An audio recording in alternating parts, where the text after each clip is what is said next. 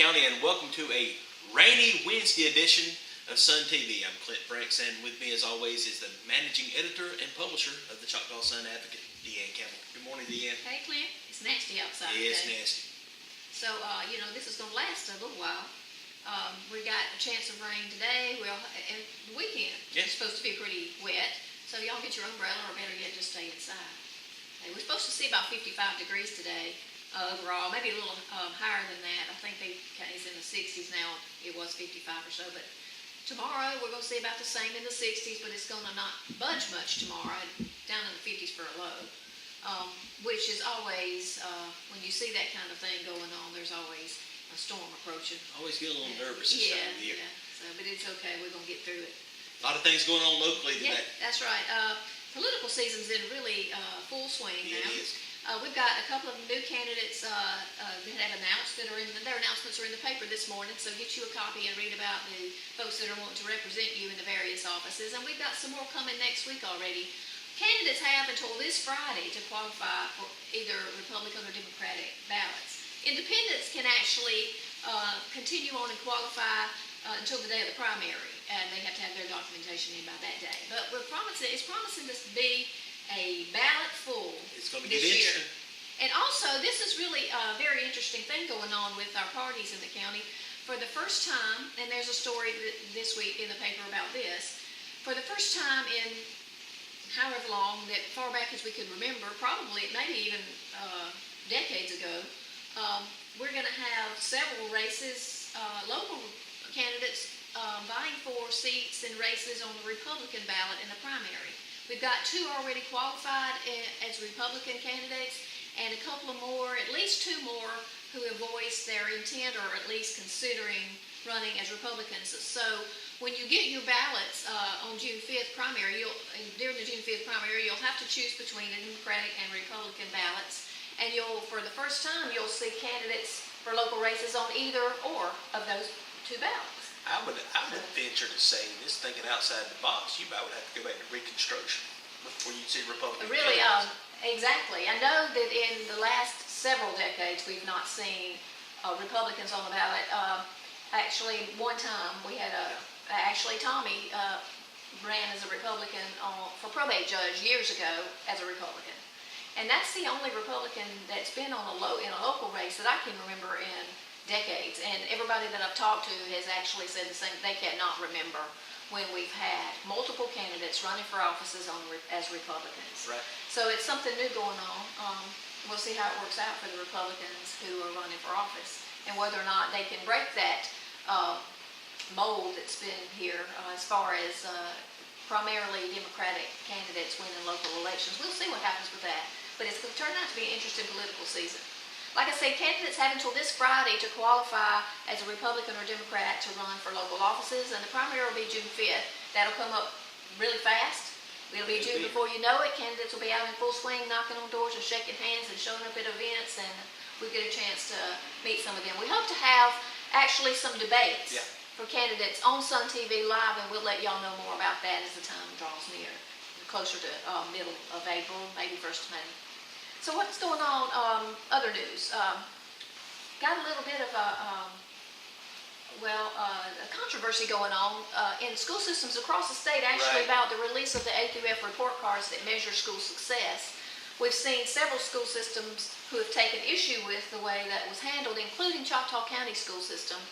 And there's an in-depth look at that in the paper today as far as what the local school system, the Choctaw County Public School System, is dealing with in regard to those reports. And it's pretty interesting to see what the school systems have to say about how those grades came about.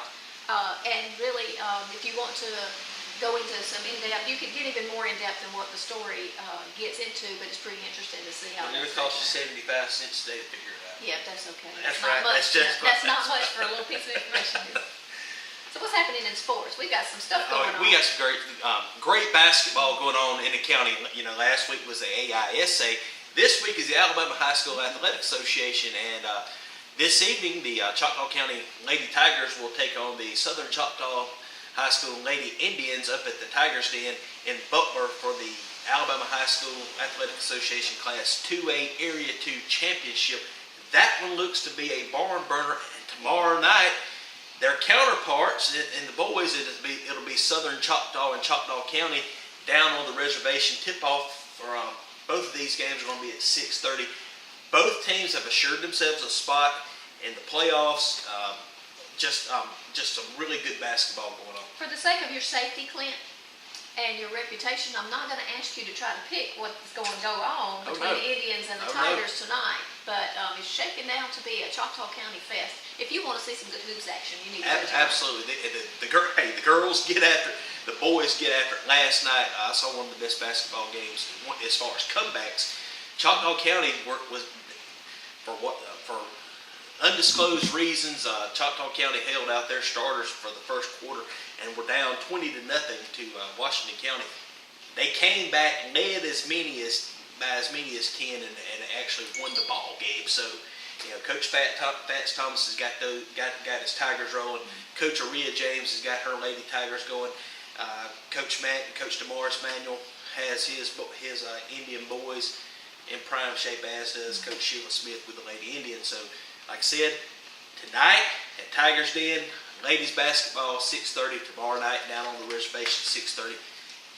You can't beat it. Well, that's what's going on in the sports world locally. We've got several things going on in our community calendar this week. I just want to give you a little bit of a rundown as to what some of the churches and other organizations have coming up on the calendar. Pleasant Hill United Methodist Church is going to start having evening services. They haven't had, I understand, in a while. And that's every Sunday now, starting at 4 o'clock. So y'all go and support that church if you're in that area and see what's going on at Pleasant Hill United Methodist. Saturday, February 10th, got a candidates rally coming up, and this is sponsored by the Organizations for Black Women Building Economic and Political Empowerment. That's kind of a mouthful, but it's a group of ladies who are really are trying to promote the political forums here in the county, and they're going to hold that at Gilfield Missionary Baptist Church. That's out in Pushmataha, 9 a.m. Saturday, February 10th. That's this Saturday. All local candidates and members of the public can attend. They're going to talk to candidates, and that group is going to decide which candidates to throw their support behind after they talk with the candidates this Saturday. If you want to hear some good political talk, that's the place to be. Saturday at 9 o'clock is when they get started. The next Sunday, February 11th, the next day, they'll have an installation service for Pastor-elect Aquila Pack and First Lady Christine Pack, Selma Missionary Baptist Church, 2 p.m. And they'll have a guest speaker, Apostle Johnny McDonald. 100 Women in Hats program. Wildlock Missionary Baptist Church, that's also this Sunday at 2 o'clock. Guest speaker will be Reverend Jermaine D. Keys of Greater First Missionary Baptist in Listman. Family and Friends Day is coming up at Little Hope Baptist Church in Listman at 2:30 p.m. that same day. Guest speaker, Reverend Sherrod Coleman of Shady Grove Baptist in Silas. On the 13th, Tuesday, Choctaw County Board of Education will have their regular meeting. That's going to be held at Southern Choctaw Elementary School at 5:30 p.m. And then on Saturday, the 17th, the following Saturday, this is always a really good event to go to if you like big steaks and lots of good food. The Cattlemen's Association and the Cattle Women's Association will hold their annual meeting at Heritage Baptist Church, held at Heritage Church of God, Saturday. They get started at 6:30, I believe, in here in Gilbertown, and you can RSVP to Cheryl Laster at 251-542-9413. There'll also be a Valentine banquet next Saturday. Take your sweetie to Aquila United Methodist Church at 6 o'clock for a Valentine's banquet on Saturday the 17th. That is coming up, so hey guys, just putting your notes. That's right. We're going to encourage y'all to, when you're buying for your sweetie this year, to buy local. Right. Take your sweetie to something local restaurant to eat. Buy your Valentine's, whatever, their diamonds and jewels and flowers and such, buy it locally. That's right. We have some merchants who are advertising this week in the paper for their Valentine's specials. Take a look at that, and let's support our county. Show our county some love this Valentine's Day, and buy local. I know that our merchants will appreciate that. And what's good for the county is good for all of us. That's right. That's exactly right. In the obituaries today, we've got a list of folks again this week. I don't know what's going on with that, but the last 2 weeks it has just been long list of deaths in the community and people who have lost loved ones, and we want to issue our condolences to all of those. In the obituaries today, we have Ben Lewis, Peggy Reynolds, Joyce C. Smith, Gertha May Clay Harris, Dorothy B. Smith, David Tandy, Betty Scott Ezel, Marilyn Matthews, J.W. Land, and Sharon Sturdivant. Those are some obituaries that you can see in today's obituary list in the Sun Advocate. So we also today want to wish our Choctaw County Absolutely. Spelling Bee champion, Katie Jenkins, good luck. She is on her way to the state competition in Alabaster today, and we want to see a trophy come back here for Choctaw County That's in the right. state spelling bee. We love seeing trophies Yeah. come back home. In the paper, we mentioned that this was her second year to win the county spelling bee. It's actually her third. I found out that we were in error in saying that it was her second. We apologize, Katie. We didn't want to slight your accomplishments in any way, but we're proud of what she's done, and she's representing us and South Choctaw Academy in the state spelling bee today. Good luck, Katie, and we expect great things. There you go. So what else is going on, Clint? Well, today's delivery day. Folks, be careful out on the roads. That's right. Newspaper ink and rain don't often mix, but Clint will be out there in Butler. Lauren will be down in this end of the county putting papers in boxes here shortly. So just bear Pick you with up a us. copy. We'll get it out. Well, that's our show for today. We hope you have a good day. Stay in, stay dry, and we'll see you on Friday.